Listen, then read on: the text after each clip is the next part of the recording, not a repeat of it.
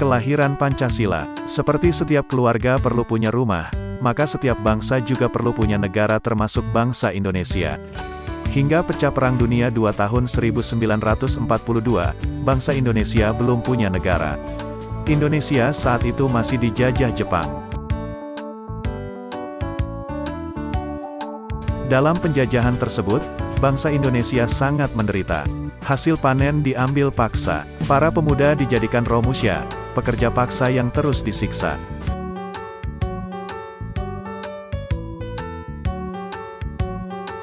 Gadis-gadis diculik, dijadikan jugun ianfu atau wanita penghibur tentara Jepang. Maka pasukan pembela tanah air, PETA, di bawah pimpinan Supriyadi pun memberontak terhadap Jepang. Para tokoh nasional juga makin gigih berusaha agar Indonesia segera merdeka. Usaha itu tidak sia-sia. Bangsa Indonesia patut bersyukur karena Tuhan Yang Maha Esa mengabulkan doa dan usaha tersebut. Kesempatan Indonesia untuk merdeka menjadi terbuka karena kekuatan Jepang sebagai penjajah mulai lemah.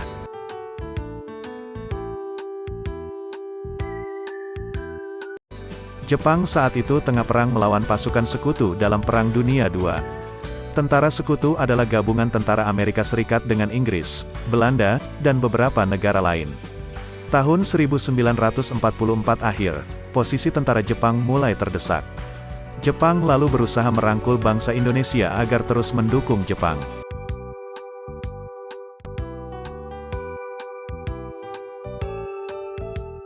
Jepang membentuk lembaga yang dinamai Badan Penyelidik Usaha-Usaha Persiapan Kemerdekaan, BPUPK. Tugas lembaga ini adalah membuat rencana atau menyiapkan segala hal yang diperlukan untuk menjadikan Indonesia merdeka. Beberapa waktu kemudian, BPUPK inilah lembaga yang menjadi tempat kelahiran Pancasila.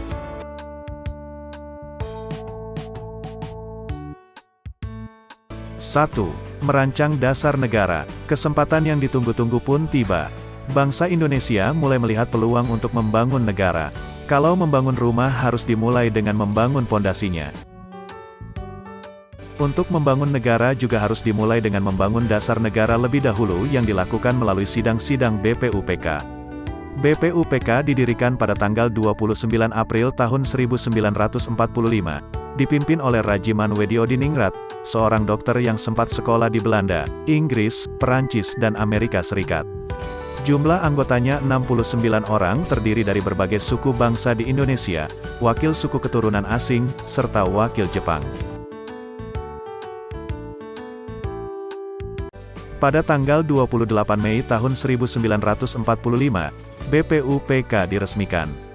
Kantornya di Gedung Chuo Sangiin yang sekarang menjadi Gedung Pancasila di Kementerian Luar Negeri, di Jakarta.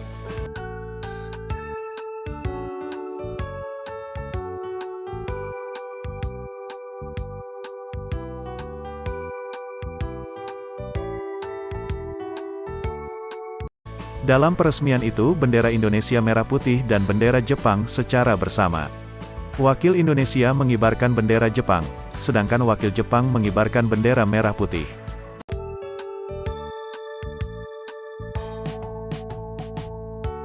BPUPK pun mulai bersidang. Sidang pertama BPUPK ini berlangsung dari tanggal 29 Mei sampai tanggal 1 Juni tahun 1945.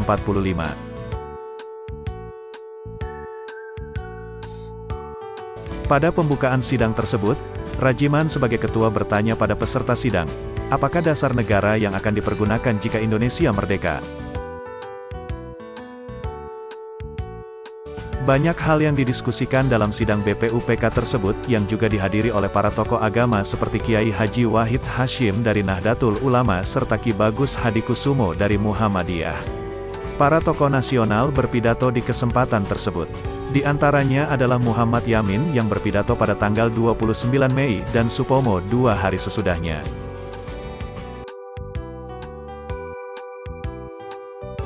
Dua, Hari lahir Pancasila. Pada hari terakhir sidang, Soekarno berpidato. Saat itu Soekarno berusia 44 tahun, dan sudah menjadi tokoh nasional yang terkenal setelah berulang kali dipenjara dan diasingkan oleh Belanda sebagai penjajah.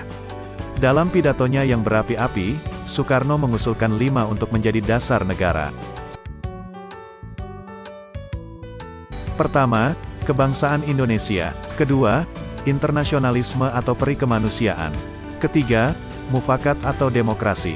Keempat, kesejahteraan sosial. Kelima, ketuhanan yang Maha Esa. Soekarno juga mengusulkan nama Pancasila untuk dasar negara.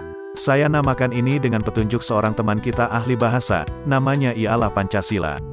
Sila artinya asas atau dasar, dan di atas kelima dasar inilah kita mendirikan negara Indonesia yang kekal dan abadi, tegas Soekarno. Menurut Soekarno, malam hari sebelum mengusulkan Pancasila itu ia keluar rumah, melihat ke atas langit dan menatapi bintang-bintang yang ada di angkasa. Ia menyatakan kesadarannya bahwa manusia sangatlah kecil, tidak memiliki kekuatan apapun selain atas pertolongan Tuhan Yang Maha Esa. Lalu Soekarno berdoa memohon kepada Tuhan Yang Maha Esa untuk diberikan ilham dalam merumuskan dasar negara.